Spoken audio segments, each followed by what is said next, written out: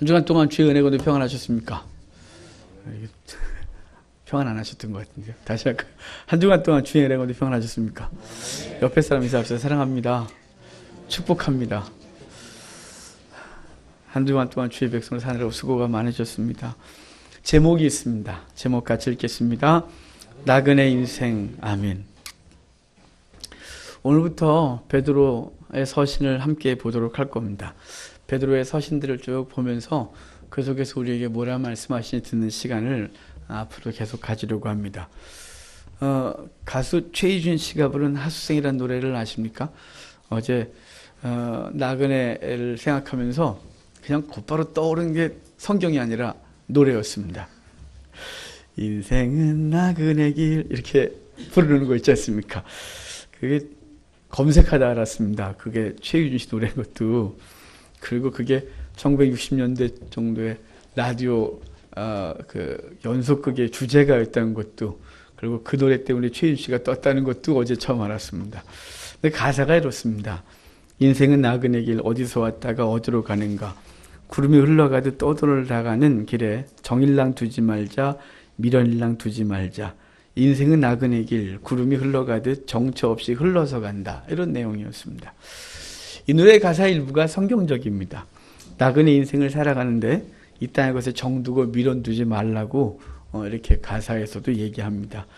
최유주 씨의 노래가 최유주 씨의 노래 가사가 이와 같다면 오늘 본문이 우리에게 말하는 나그네는 어떤 것인지 함께 보는 시간이 되기를 바랍니다.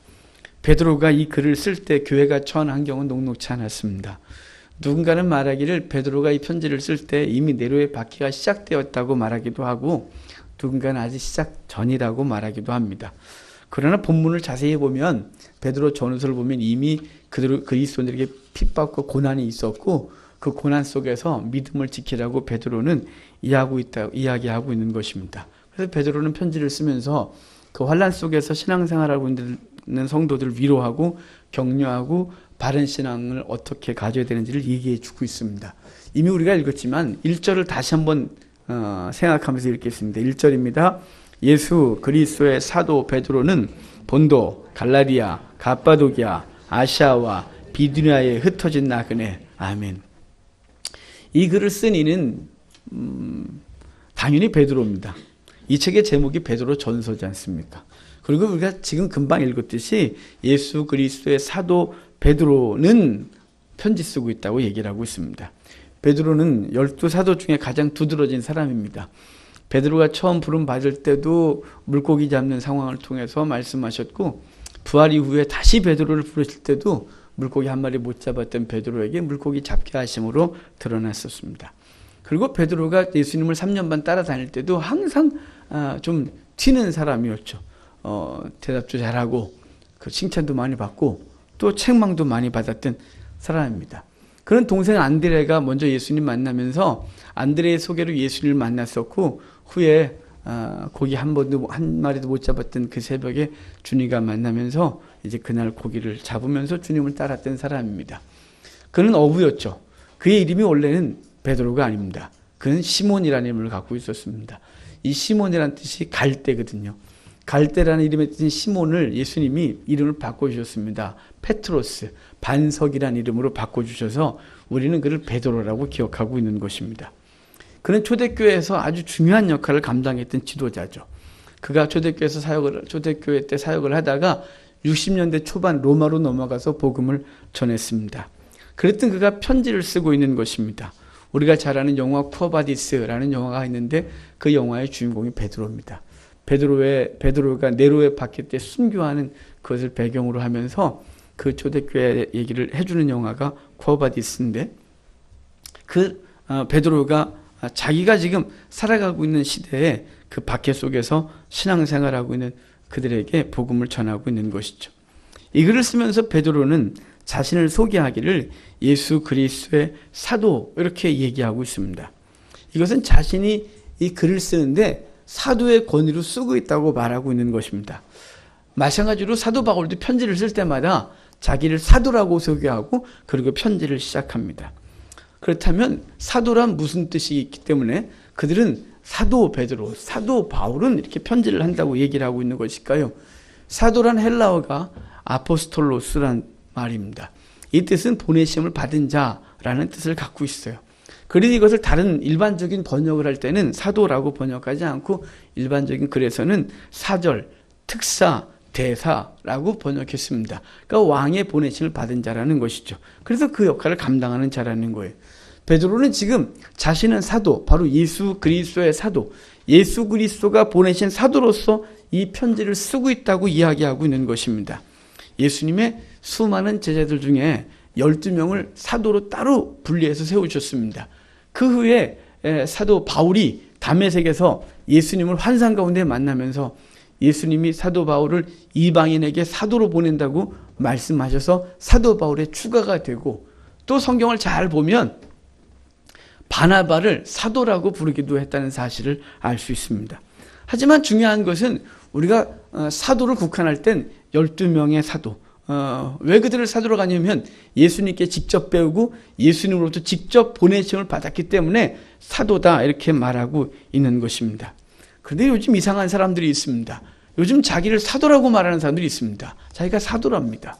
또 어떤 사람은 자기가 선지자랍니다. 여러분, 그런 사람들을 만나거든 사기꾼인 줄 아십시오.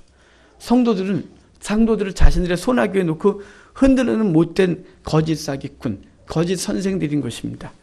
지금은 사도도 선지자도 없습니다. 따로 준 적이 없습니다. 하나님이 갑자기 있는 어느 날 내가 널 사도로 삼겠다고 말한 적도 없습니다. 그 초대교회 그들 외에는 사도가 없다는 거예요. 오직 사도성과 선지자성이 있을 뿐입니다. 이 말은 예수님께서 왕, 제사장, 선지자직을 가지고서 이 땅에 오셔서 사역을 하셨고, 그분의 영인 성령이 우리 가운데 거하시면서 그분의 그 삼직, 왕, 제사장, 선지자직을 갖고 오셔서 우리로 하여금 그 일을 감당하게 하셨다고 하는 것이죠. 그게 바로 사도성, 선지자성을 갖고 있다 이 말입니다. 그러므로 모든 성도는 사도로서 역할을 감당하죠. 주로부터 세상으로 보내심을 받은 존재들인 거죠. 예수님을 선택하시고 우리들에게 복음을 주어 세상에 나가라고 했기 때문에는 사도로서의 사명을 감당합니다. 우린 또한 선지자로서 사명을 감당해요. 선지자는 뭐냐면 하나님의 말씀을 받아 세상에 전하는 사람을 선지자다 이렇게 말하는 것이죠. 그러므로 이 시대에 주의 말씀을 증거하는 자로 살아가고 있다면 우리는 이미 선지자로 살아가고 있는 것입니다. 또한 더불어 제사장으로 살아가고 있는 것입니다. 제사장은 백성들을 끌어안고 하나님께 나아가는 역할을 했었던 사람입니다. 이전에 많은 제사장으로 직접 하나님께 나아갈 뿐만 아니라 우리는 영혼들을 품에 끌어안고 민족을 끌어안고 열방을 끌어안고 하나님 앞에 기도로 제사장으로 나아가고 있어서 제사장 사명도 감당하고 있는 것입니다. 하나님의 말씀을 가지고 이 땅을 통치하고 전하고 있습니다. 그래서 왕직도 감당하고 있는 것입니다. 그러니까 이 결론적으로 말하면 이 시대의 모든 성도는 사도요, 선자요, 제사장요, 왕으로서의 사명을 감당하는 존재다 이 말이에요. 그러니까 누구 하나 특별히 사도다, 난 선자다 이렇게 말하면 안 되는 것이고, 우린 다 이 시대의 선자요, 사도요, 제사장요, 주님께서 보내신 왕으로서 이 땅을 말씀으로 다스리고 전하고 살아가는 사람들이라는 사실을 기억하시기를 바랍니다. 베드로가 자신을 예수 그리스도의 사도라고 소개하듯이 우리도 이 시대에 예수 그리스도의 사도인 것이에요. 그러니까 주님으로부터 보내심을 받아 세상으로 나아가야 하는 존재인 것입니다. 세상으로 나갈 때 우리 손에 그리스도의 사신으로서 그리스도의 편지를 들고 나가 그 편지를 대언해주고 그 편지를 전하는 자가 우리라는 사실을 기억하며 이 시대에 우리가 어떻게 살아야 되는지를 항상 생각하고 사시는 복이 있기를 바랍니다.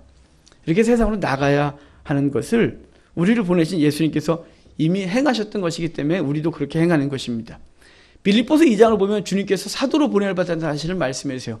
하나님 아버지가 이 땅으로 보내시죠. 그래서 그분은 하늘 보좌 버리시고 이 땅 가운데 죄인의 몸을 뒤집어 쓰고 오셔서 죄인으로서 그 우리의 죄를 담당하시고 의인으로서 우리의 죄를 담당하신 죄인데요, 십자가에 죽으시기까지 복종하셔 죽으시는 그 일을 감당하셨던 것입니다.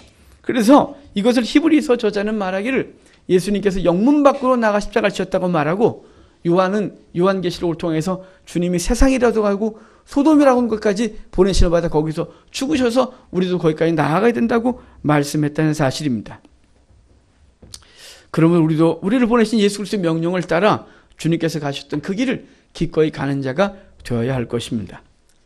사도 베드로는 이렇게 자신이 사도다 이렇게 말하면서 수신자를 얘기를 해주고 있습니다. 이 수신자는 우리가 읽은 대로 본도, 갈라디아, 가파도기아, 아시아와 비두니아에 흩어진 나그네 그들에게 이 편지를 쓰고 있다고 말씀해 줘요. 여기서 언급된 이 지역들은 소아시아 지역을 말하고 좀 더 넓게 하면 지금 터키 땅의 서부 지역을 말하는 것입니다. 그 땅에 복음을 전하고 있는데 사실은 베드로는 그곳에 갔던 기록이 없습니다. 한 번도 그곳에 갔다는 기록이 없어요. 오직 사도 바울이 그곳을 복음을 전했던 사도 바울의 선교 지역이었어요. 그런데 지금 베드로는 자기가 가본 적도 없는 지역에 이 편지를 쓰고 있는 것이 바울이 자기가 갔던 지역에 편지를 썼던 것과는 다르죠. 분위기가. 베드로는 지금 로마에서 소아시아 지역과 터키 지역 일부에게 복음을 전하고 있는 거예요. 사도 베드로는 로마에 박해가 있었음에도 불구하고 소아시아에 있는 성도에게 이 편지를 쓰고 있어요.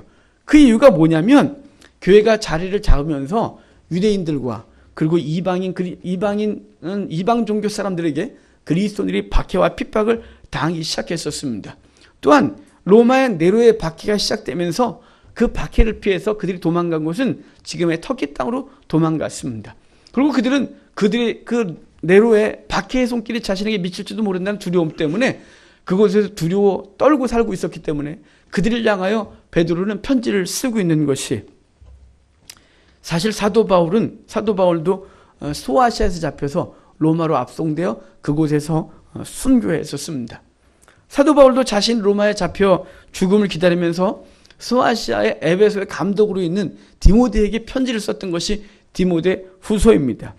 그는 그 핍박 속에서 도망갔던 사람들을 그 서신에서 언급을 하는데 그 창피한 사람들이 2000년 동안 성경을 읽은 사람들에게 입에 오르나래요. 그 사람의 이름들이 부켈로와 허모게네예요. 그 사람은 핍박 때문에 도망갔대요. 두려워서 도망갔대요. 그러면서 그들을 본받지 말라고 말했던 사도 바울의 글이 있어요. 두려워 사도 바울은 그 핍박 때문에 두려워 떨고 있는 디모데를 향하여 이렇게 말해요. 오직 하나님의 능력을 따라 복음과 함께 고난을 받아라. 이렇게 말했어요. 베드로나 바울이나 비슷한 시기에 지금 그 지역을 향하여 소아시아 지역과 터키 지역을 향하여 편지를 쓰고 있다는 것이에요. 그들에게 박해가 있고 어려움이 있었고 그 어려움 속에서 믿음을 지키라고 이야기를 하고 있다는 사실입니다. 이렇게 편지를 쓰면서 베드로는 그 성도들을 다른 한마디 단어로 정의를 하는데 그것은 나그네라는 말이에요. 그래서 나그네가 어떤 존재인지를 얘기를 해줘요. 자, 2절입니다. 2절 같이 읽도록 하겠습니다. 곧 하나님 아버지의 거룩하게 하심으로 순종함과 예수 그리스도의 핏부림을 얻기 위하여 택하심을 입은 바들에게 편지하노니 은혜와 평강이 너희에게 더욱 많을지어다. 아멘. 이전에서 나그네를 이렇게 정의해줘요. 1절 후반에 흩어진 나그네, 그래놓고 2절에 곧 이렇게 말했어요. 나그네는 뭐냐? 라고 말하면서 곧 이렇게 해서 쭉 얘기를 해줬는데 세 단계로 나눠서 얘기되어져요. 먼저는 하나님 아버지의 미리 아심을 따라 된 자다 이렇게 말합니다. 이 똑같은 비슷한 얘기를 에베소서 1장에서 언급했는데 에베소서에선 바울은 이렇게 말했어요. 베드로는 지금 하나님 아버지의 미리 아심을 따라 된 자라고 말한다면 에베소에서 바울은 이렇게 말합니다. 찬송하리로다. 하나님 곧 우리 주 예수 그리스도의 아버지께서 그리스도 안에서 하늘에 속한 모든 신령한 복을 우리에게 주시되 곧 창세전에 그리스도 안에서 우리를 택하사 우리로 사랑 안에서 그 앞에 거룩하고 흠이 없게 하시려고 그 기쁘신 뜻대로 우리를 예정하사 예수 그리스도로 말미암아 자기 아들들이 되게 하셨다 그래요. 기쁘신 뜻대로 예정하셨다. 바로 베드로도 바울도 우리 성도들은 태초에 하나님께서 예정하셔서 성도 삼아주신 존재라고 말씀해 주고 있는 것입니다. 요한계시록엔 이렇게 말해요. 창세전에 생명책에 농명되지 못한 자라는 걸 두 번 언급하면서 믿지 아니한 자들은 창세전부터 생명책에 기록된 적이 없고 주의 백성들은 반대로 말하면 주의 백성은 창세전에 그 생명책에 기록된 자들이라고 말씀해 주고 있는 것입니다. 놀랍지 않습니까? 우리같이 부족하고 연약한 존재들을 주님이 창세전에 기억하셨고 그리고 예비하셨고 그 창세전에 기억하셨던 그를 위하여 당신의 아들 예수 그리스도를 이 땅 가운데 보내셔서 우리를 성도 삼으셨다는 이 놀라운 사실은 정말 감사할 수밖에 없는 것이죠. 이렇게 성도를 나그네라고 말하면 첫 번째는 하나님 아버지 예정하심을 입은 자라고 말한다면 두 번째는 뭐라고 말하냐면 성령의 거룩하게 하심을 따라 순종하는 자 이렇게 말해요. 성령의 거룩하게 하심을 입은 자 이렇게 말씀하거든요. 마찬가지로 에베소서 1장에서 이 부분을 다시 언급했었어요. 바울은 그 안에서 이렇게 말했거든요. 그 안에서 너희도 진리의 말씀 곧 너희의 구원의 복음을 듣고 그 안에서 또한 믿어 약속의 성령으로 인치심을 받았으니 이는 우리 기업의 보증이 되어서 그 얻으신 것을 속량하시고 그의 영광을 찬송하게 하려 하심이라 이렇게 말해요. 그러니까 에베소서에서도 그리고 지금 오늘 본문에서도 성령의 인치심, 성령의 거룩하게 하심이라고 말해주고 있는 거예요. 그런데 에베소서에서는 순서가 이래요. 아버지의 예정하심, 그리고 성자 예수 그리스도의 피 흘려주심, 희생하심, 성령의 보증 이렇게 얘기를 하고 있다면 오늘 본문은 순서를 바꿨어요. 베드로는 거꾸로 베드로는 순서를 바꿔놓고 얘기를 하는 거예요.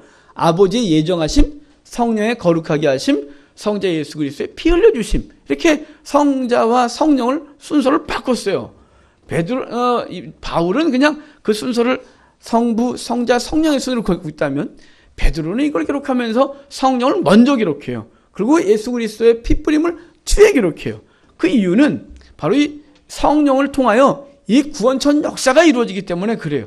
성령께서 우리에게 복음을 증거하게 하시고 성령이 우리 가운데 오심으로 그 성령이 예수 그리스도를 믿게 하시고 그리고 구원을 그분이 진행하시고 완성하시는 모든 과정을 성령이 하시기 때문에 거기 말하는 거예요. 성령의 거룩하게 하심을 입어 순종하게 하는 자가 바로 성도다 이렇게 말하는 거예요. 그러니까 저와 여러분 속에는 우리 성령께서 이 안에 거하셔서 우리를 거룩하게 하시는 과정을 밟게 하고 있다는 사실입니다.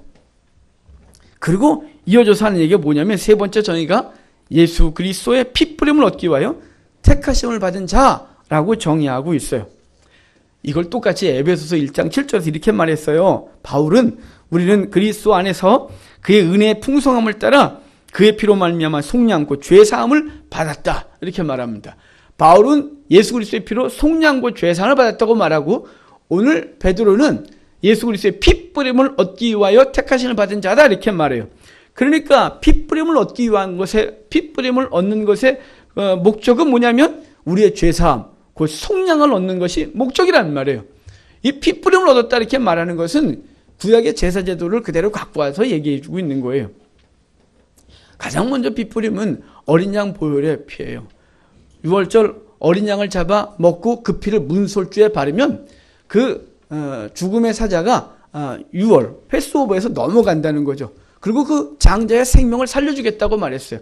그 장자의 생명은 우리 모든 주의 백성의 생명을 대표하여 말아서 바로 그리스도의 보혈로 우리가 바로 구속, 쇠사함을 얻어서 생명을 얻었다고 얘기를 해줘요. 정결례를 보면 2마리 새를 갖고 오게 되는데 한 마리 새는 그의 부정을 갖고 죽어 그 피를 흐르는 물을 대야에 담은 후에 그 피를 거기다 섞었다면 나머지 한 마리의 새는 백향목, 홍시, 우슬초와 함께 그 피를 찍어 부정했던 사람에게 7번 뿌려주고 새를 날려보냈는데 그래서 그 부정을 다 씻는 것을 말해주는 게 정결례에 뿌렸던 피예요. 1년에 한 번 이스라엘은 민족의 모든 죄를 씻는 대속죄일이 있어요. 그때 염소를 잡아 그 피를 제단과 지성소에 가다 뿌려 백성들의 죄를 다 속했어요. 그러니까 피 뿌린다 이 말은 뭐냐면 그 구약의 제사제도를 통해 우리 가운데 말하면 예수 그리스도의 보혈의 피가 우리 가운데 뿌려져 우리의 죄가 사함을 받았다 이렇게 말하는 것이죠. 바로 그 놀라운 은혜를 입게 하셨다고 하는 것이 나그네 정체성이에요. 나그네는 그러니까 성부 하나님의 예정, 성령 하나님의 거룩하게 하심, 예수 그리스도의 피 뿌림을 얻는 자, 바로 그가 성도다 이렇게 말해주고 있는 것이죠. 나그네는 이런 놀라운 은혜를 입은 자라는 사실입니다. 이렇게 놀라운 은혜를 입은 성도를 나그네라고 정의를 왜 했을까요? 그냥 성도 그러지 흩어진 성도들에게 편지한다. 그리고 성도는 곧 이렇게 말했으면 될 걸. 흩어진 나그네 곧 그래놓고 쭉 해놓고 이렇게 말했어요. 왜 성도를 베드로는 나그네라고 말할까요? 사실은 베드로전서에서 성도를 나그네로 3번이나 표현해줘요. 거기다가 나그네란 말과 동격으로 거류민이라는 말을 또 써서 지금 성도를 계속해서 베드로는 나그네라고 계속 정의하고 있는 거예요. 왜 그랬을까요? 왜 자꾸 나그네라고 한 것일까요? 나그네라고 하는 것은 나그네가 갖는 중요한 의미 때문에 그렇습니다. 나그네는 현재 살고 있는 이곳이 집이 아닙니다. 나그네는 현재 자기가 처하고 있는 곳이 집이 아니라 집을 향하여 가고 있는 것이죠. 그래서 나그네를 그 사전에서 찾아보니까 이래 돼 있어요. 자기 고장을 떠나 다른 곳에 임시로 머무르고 있거나 여행 중에 있는 사람, 이렇게 사전은 정의해줘요. 이런 뜻을 가진 나그네란 단어를 성도에게 붙인 이유는 사전적인 의미답게 성도가 현재 살고 있는 이 땅은 성도의 집이 아니라는 거예요. 성도는 이곳에서 영원히 거주할 존재가 아니라는 거예요. 지금 자기의 고향과 집을 떠나 여행 중에 있는 존재가 성도라고 하고 있는 거예요. 그 앞에 말했던 가요의 가사처럼 정도 미련도 두지 말아야 될 땅에 우리는 지금 거하고 있는 것이고, 그리고 우리는 영원한 집을 향하여 나아가고 있는 거예요. 나그네는 언젠가는 집으로 가듯이 성도는 언젠간 자신의 집인 하나님의 품으로 가야 할 존재인 것입니다. 그래서 사도 바울은 빌립보서 3장 14절에서 이렇게 말해요. 표대를 향하여 그리스도 예수 안에서 하나님이 위에서 부르신 부름의 상을 위하여 달려가녀라. 표대가 여기가 아니래요. 저 나라래요. 이어지는 20절과 21절에서 이렇게 말했어요. 우리의 시민권이 하늘에 있다. 난 그것을 향하여 달려간다고 또 말하고 있는 거예요. 디모데후서 4장 6절로 8절에서는 사도 바울이 죽음 앞에서 이렇게 말했어요. 전제와 같이 내가 벌써 부어지고 나의 떠날 기약이 가까웠다. 나는 선한 싸움을 싸우고 나의 달려갈 길을 마치고 믿음을 지켰으니 이제 후로는 나를 위하여 의의 면류관이 예비되었으므로 주 곧 의로우신 재판장이 그날에 내게 줄 것이며 내게만 아니라 주의 나타나심을 사모하는 모든 자에게다. 이렇게 말해요. 그래서 지금 사도 바울은 죽음 앞에서도 지금 여기가 아니라 난 달려갈 길을 지금 마쳤다. 난 이제 곧 집으로 간다고 말하고 있는 거예요. 그리고 거기서 아버지를 만날 것이고 내가 일생에서 열심히 달려와서 이 달려온 것의 결과로 면류관을 받을 것이라고 사도 바울은 죽음 앞에서 얘기하고 있는 것이. 나그네는 이 세상에 살지만 이 세상에 속한 사람이 아닙니다. 나그네, 성도는 하늘에 있는 본향을 향해 가는 자들인 것입니다. 그러므로 나그네 성도들은 이 땅에 소망을 두지 않고 하나님께 소망을 두어야 해요. 시편 146편 5절에 이렇게 말합니다. 시인은 야곱의 하나님을 자기의 도움으로 삼으며 여호와 자기 하나님에게 자기의 소망을 두는 자는 복이 있다, 이렇게 말해서 이 땅 가운데 소망 두지 않고 하나님께 소망을 둔 자는 복이 있다, 이렇게 말하고 있습니다. 나그네, 즉 성도는 갈 곳과 목표가 분명한 사람입니다. 이 땅에서 영화가 절대적인 목적이 아닌 사람들인 것입니다. 그냥 과정일 뿐입니다. 바울의 말처럼 그것들은 분토 배설물처럼 여길 줄 아는 자가 바로 나그네라는 사실인 것입니다. 그런 차원에서 나그네는 불편을 자원하는 사람들인 것입니다. 요즘 유행하는 게 있죠. 캠핑이죠. 몇 년 전부터 캠핑 유행하지만 어느 날 또 이게 시들해지겠죠. 지금 그거 참 즐기는 사람들이 많습니다. 여름에 캠핑하는 건 그래도 뭐 할만한데 요즘은 또 겨울에도 해요. 가끔은 그 고생을 하고 왜 덜덜 떨면서 그거 하나 싶기도 합니다. 요즘 또 백패킹도 합니다. 자기 짐 딱 지고 정말 야생 자체를 즐기는 사람들이 있습니다. 또 목숨 걸고 또 히말라야 가죠. 요즘 영화 또 한참 나오는 걸로 알고 있는데요. 그걸 즐기지 않는 사람들은 이해가 안 되죠. 예전에 제가 섬겼던 목사님이 그랬어요. 그거 왜 산에 가냐고. 내려올 건데. 이렇게. 산 사람들이 이해 안 되는 말을 그분이 하셨었어요. 예, 그분들은 기꺼이 그 불편을 감수합니다. 기꺼이 그 불편을 즐깁니다. 그렇지 않습니까? 근데 그들이 그렇게 즐길 수 있는 이유는 그것이 만약에 영원하다고 생각하면, 예, 그 동계 캠핑을 영원히 한다고 생각하면 그걸 할 맛이 날까요? 백패킹을 죽을 때까지 해야 된다. 할 맛이 날까요? 히말라야 산꼭대기에서 죽을 때까지 거기 버텨야 된다. 살 맛이 날까요? 아니죠. 그것이 아니라 그들은 그것을 잠시 나그네 여행이기 때문에 즐기는 것입니다. 그들이 그것이 끝나고 오면 그 따뜻한 집에 욕조에 물 받아놓고 푹 잠길 걸 생각하면서 그것을 즐기는 것일 겁니다. 나그네 성도도 그렇습니다. 이 땅에서 나그네로 사는 것은 불편이 전제된 삶인 것입니다. 때로는 불편이 너무 심해서 고난이 될 때도 있고 목숨을 내놓아야 될 때도 있습니다. 나그네 성도가 그럴 수 있는 것은 영원한 집인 천국이 있고 그 천국을 향하여 달려갈 것이기 때문에 그렇습니다. 누가복음 15장으로 말하면 나사로가 아브라함의 품에 안긴 것이고 사도 바울의 말로 하면 면류관이 예비되어 있기 때문에 이 땅에서의 나그네의 삶을 기꺼이 살아가는 것입니다. 지난주에 있었던 그 부끄러운 사건 때문에 한국교회 이곳저곳에서 글들을 썼습니다. 그 중에 어떤 분이 그랬습니다. 한국교회 너무 세속화됐다. 너무 세속화돼서 세속적인 것이 최대한 가치가 됐기 때문에 우리는 정말 하나님의 영광을 뒤로하고 자신의 영화를 위해서, 자신의 명예에 위해서 부끄러운 일을 기꺼이 하고 그것들을 감추는 것에 익숙해져 있다고 이렇게 어떤 글을 읽었습니다. 여러분, 우리 나그네입니다. 이 땅이 정착지가 아니기 때문에 우리 이 땅의 것으로 영향받아서 이 땅 것으로 살아가는 존재가 아니라는 사실을 기억해야만이 그 부끄러운 일들을 우리가 행하지 않습니다. 세상은 교회를 향하여 기대합니다. 세상은 성도를 향하여 기대감이 있습니다. 저들은 우리와 다르다고. 근데 한국교회가 너무 세속화돼서 세상과 다른 것이 하나도 없어졌고 우리도 여전히 이 땅 가운데 영원한 집을 삼겠다고 살아가고 있는 것은 부끄러운 것입니다. 왜 그랬냐면 나그네라는 사실을 잊었기 때문에 그렇습니다. 나그네는 정착하지 않습니다. 나그네는 짐을 가볍게 하고 그리고 그 지역을 속히 지나서 영원한 천국을 소망하면서 가는 것이죠. 여기 나그네라고 말하면서 수식하는 말이 있어요. 흩어졌다 이런 말이에요. 그래서 본문을 1절을 보면 흩어진 나그네 이렇게 말하고 있지 않습니까? 이 말은 복음을 전하기 위해서 자신의 안락한 삶을 내버려 두고 그리고 떠돌아다니고 있다는 사실을 전제하고 있는 것입니다. 사실은 이미 이 흩어진 것은 예견되어 있었던 것입니다. 예수님께서 승천하시기 전에 제자들이 예수님께 이렇게 물어요. 제자들은 회복된 이스라엘에서 로마의 압제로부터 벗어나고 그 평화롭고 안락한 삶을 추구하고 예수님을 따라다녔기 때문에 예수님께 여전히 이렇게 묻는 거예요. 이스라엘 나라의 회복의 때가 이때입니까? 이렇게 물었어요. 안락한 삶, 이곳에서 평안하게 안전하게 살기를 소망하면서 물었어요. 그래서 주님이 이렇게 물어요. 그것은 너희가 알 바가 아니잖아. 너희는 단지 내가 약속한 것을 예루살렘을 떠나지 말고 기다리라고 말씀하시면서 주님은 우리가 잘 아는 말씀을 말씀하셨어요. 오직 성령이 너희에게 임하시면 너희가 권능을 받고 예루살렘과 온 유대와 사마리아와 땅끝까지 이르러 내 증인이 되리라. 그러니까 성령이 임하면 너희는 흩어질 거라고 예고했던 거예요. 그 예고는 8장 1절에서 성취가 되어졌어요. 7장에 스데반 집사님 나가 설교하고 그 스데반 집사님 나가 복음을 전하다가 산헤드린 의원들에게 돌에 맞아 죽죠. 돌에 맞아 죽은 것 때문에 모여있던 예루살렘에 모였던 모든 그리스도인이 다 흩어지게 되는데 흩어진 것을 8장 1절에서 이렇게 말해줘요. 사울은 그가 죽임당함을 마땅히 여기더라. 그날에 예루살렘에 있는 교회에 큰 박해가 있어 사도 외에는 다 유대와 사마리아와 모든 땅끝으로 흩어졌다. 이렇게 말해줘요. 그러니까 흩어져서 뭘 할까요? 그들은 흩어지면서 그리스도를 품고 흩어졌어요. 그 흩어진 곳에서 그리스도가 증거되기 시작했어요.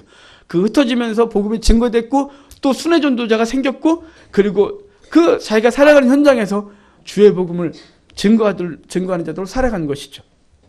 그래서 지금 사도 베드로는 그 모든 흩어진 자들과 말씀을 가지고 살아가는 자들을 향하여 흩어진 나그네라고 정의하고 있는 것입니다.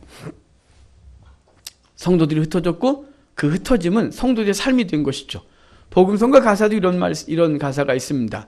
오늘은 이곳, 내일은 저곳, 주복음 전하리라는 가사가 있습니다. 이것이 성도의 삶인 것입니다.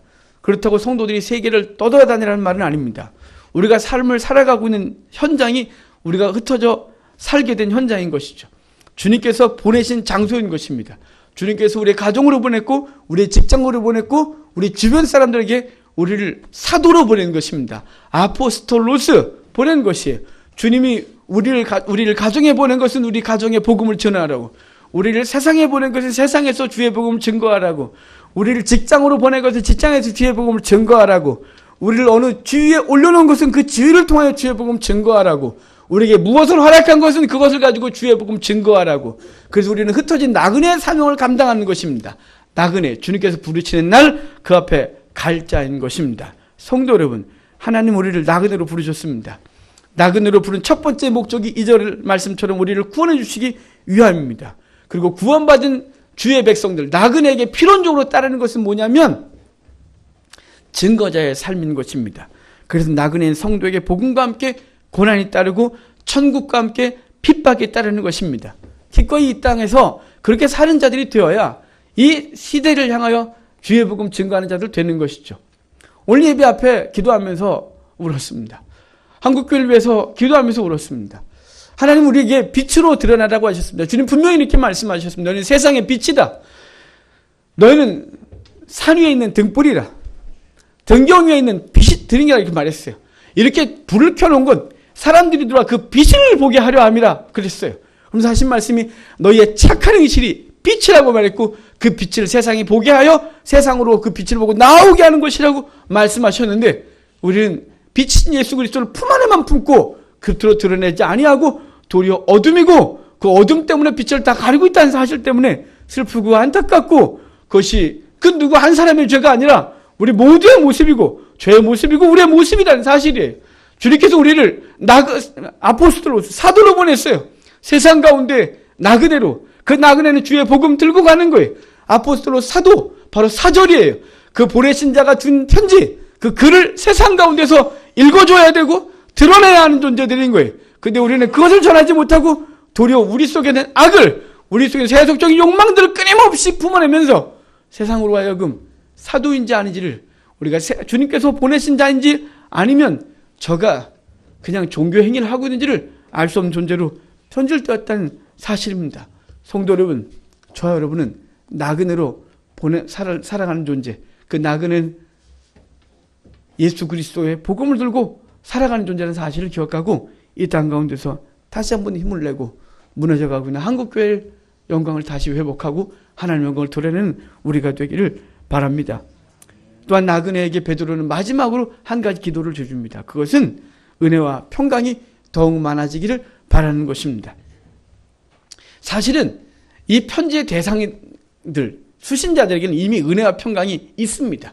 예수 그리스도를 믿는 것은 은혜와 평강이 이미 전제된 것입니다. 하나님의 은혜가 있어서 예수 그리스도를 믿은 것이고, 그 평강은 세상이 알 수 없는 평강이 그 속에 이미 있다 이 말이에요. 그런데 사도 베드로는 지금 이것을 더 있기를 원한다고 말하는 거예요. 근데 베드로만 이 말을 썼냐? 아니에요. 사도 바울도 편지를 쓰면서 은혜와 평강을 끊임없이 반복하는 거예요. 왜 사도들은 그 초대교회 성도들에게 은혜와 평강을 계속해서 이야기하고 있는 것일까요? 그것은 이 시대 나그네로 살기 위해서는 하나님의 은혜와 평강이 주어지지 아니하면 감당할 수가 없는 것이에요. 여러분, 우리가 이 땅을 사는 사람들은 대부분 무엇으로 삽니까? 이 땅에 주는 것으로 살아가요. 이 땅의 것들, 이 땅의 명예, 이 땅의 쾌락, 이 땅의 물질이 삶의 이유고, 삶의 근거고, 삶의 힘이고, 삶의 위로입니다. 하지만 성도는 그것이 아닙니다. 성도는 그것들이 위로가 아니라, 그것들이 근본적인 위로가 아니라 근본적 위로는 하나님 자체입니다. 그리고 그분이 주신 위로, 그분이 주신 은혜, 그분이 주신 평강이 이 속에 넘치면, 세상일 수 없는 그 평강이 넘치면 기꺼이 목숨까지도 내놓은 성도의 삶이 되어지는 것입니다. 우리 믿음의 선진들이 그러했고, 사도들이 그러했고, 그리고 얼마 전까지도 우리 선배들이 다 그렇게 살았습니다. 우리도 그렇게 살아야 하는 것입니다. 나그네로 살기 위해서는 세상 것이 풍성한 것이 아니라 나그네로 살기 위해서는 하나님의 은혜와 평강이 넘쳐야 하는 것입니다. 그래서 지금 베드로는 은혜와 평강이 너에게 더욱 많을지어다 이렇게 말해주고 있는 것입니다. 바라기는 주께서 주시는 은혜와 평강이 우리 속에 날마다 있어지길 원합니다. 지난주에 말씀드렸듯이 하나님의 은혜는 어제 받았다고 끄시면 안 됩니다. 작년에 많이 받았고 옛날에 많이 받았으니까 난 괜찮아가 아니라 매일매일 새롭게 받아야 하는 것입니다. 매일 우리가 음식을 먹어야 힘을 내듯이 하나님의 은혜와 평강은 매일 매순간 공급받아야 나그네로서의 삶을 온전히 살아갈 수가 있는 것입니다. 우리는 이 세상과 달리 살아가는 존재들이지 않습니까? 세상 가치가 아니라 하나님의 은혜와 평강이 날마다 넘치는 귀한 은혜가 있어서 베드로가 지금 우리에게 나그네라고 정의했는데 그 나그네의 삶을 기꺼이 살아가고 그리고 그 끝까지 달려갈 수 있기를 바랍니다. 그래서 주님 앞에 섰을 때 주의 품에 안기고 주께 주신 면류관을 받아 우리가 쓰는 것이 아니라 다시 주께 내어드리는 그 영광스러운 자리에 우리가 서는 저와 여러분 모두가 서는 은혜가 있기를 주 여러분을 축복합니다. 기도합니다.